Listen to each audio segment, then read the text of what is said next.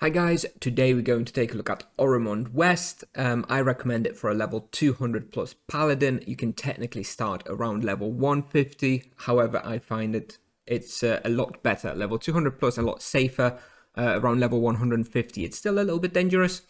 A couple of important things to note about this place. First of all, there is an unannounced Quara scout raid that is sometimes active, sometimes isn't. This place is a lot better while the Quara raid is active, so I recommend checking if the Quara raid is active. Make sure to hunt there then.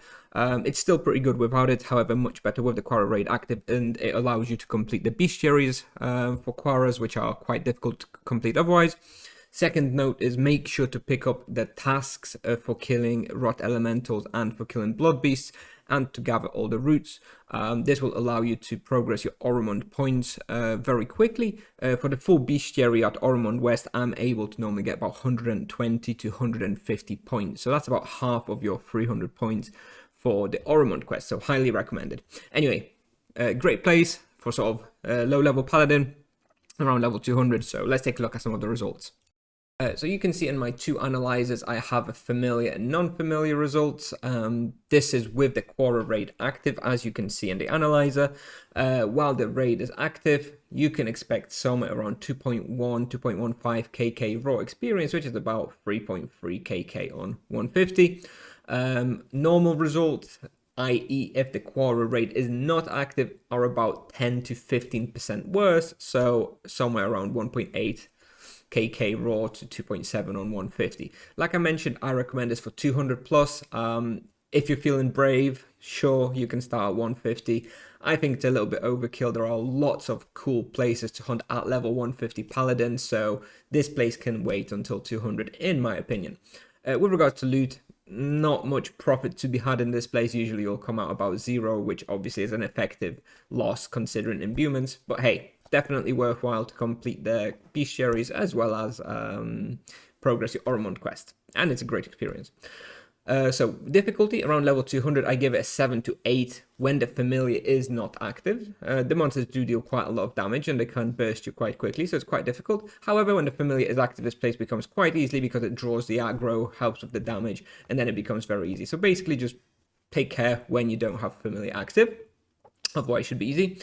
With regards to bestiary, you need about 3 hours-ish to complete the regular monsters, so you know, the blood beast, the gloof blob, rot elemental, and devourer, and also about 4 hours while the Quara raid is active to complete the 4 times Quara. So my general advice is to just hunt when the Quara raid is active, you know, just check it quickly, and if it's active, hunt there. It's still good if you don't hunt there if the Quara raid is not active. However, if you're focusing on the bestiary like I often do, you will want the Quara raid to be active. And then it will take you 4 hours to basically complete all of those bestiaries, which is like 200 points total, which is great. So, no access quest required. This place can effectively be hunted by pretty much everybody. Druids and sorcerers, usually 130. 150 is great because you can then get your Jill set, which really helps. Duos, probably not. Maybe on a really low level, it's kind of manageable. Definitely not full team hunt. And as mentioned in the intro, make sure to pick up all the roots and do the 2 times killing tasks for blood beasts and rot elementals.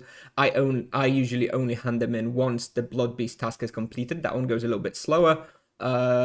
Which, if I recall correctly, is about 3 loops. I think there's about 33 blood beasts in one loop, so you kind of do 3 loops, and then you hand in 2 tasks at the same time.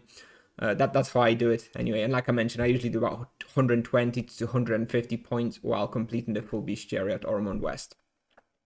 I recommend all standard imbuements. You can consider Earth Protection imbuement. If you're struggling for Paladin, you probably should be okay if you come here at level 200. If you're going to come at 150, then yeah, definitely recommend getting that Earth Protection. Damage breakdown, physical protection, so get your prismatic items in if you can. I wasn't using prismatic armor for some reason, I don't remember why now, but you should be using the prismatic armor, definitely better than the depth Florica. And followed by Earth Protection. The Sleep Short is going to be very helpful here, however it costs an extra 100k per hour to use. Which, considering this place is not very profitable in the first place, if you want to go full waste, you know, you can go for Sleep Short. It's going to make it easier. I think you can get away without using it. But again, if you come at 150, well, 180, I guess, for Sleep Short requirement, then maybe you could consider using it. Supplies per hour, I use about 400 great manas, about 15 ultimates, 1400 diamond arrows, and 600 arrows, 600 runes. You want to use the thunderstorm runes when the Quora raid is active because they're immune to fire. However, when the Quora raid is not active, it's better to use the fire GFBs because they're stronger against all the other non-Quora monsters. In general, I just use thunderstorms, obviously, because I hunt here when the Quora raid is active. Charms and Wheel, nothing really worthwhile to talk about. And the character in the video is level 211 RP with 120 distance skill and 26 magic level, and no praise and no charms.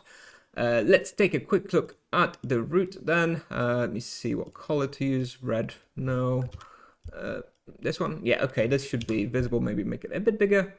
So, you'll normally come in somewhere from here, levitate down, and my route is kind of a big loop, kind of like here.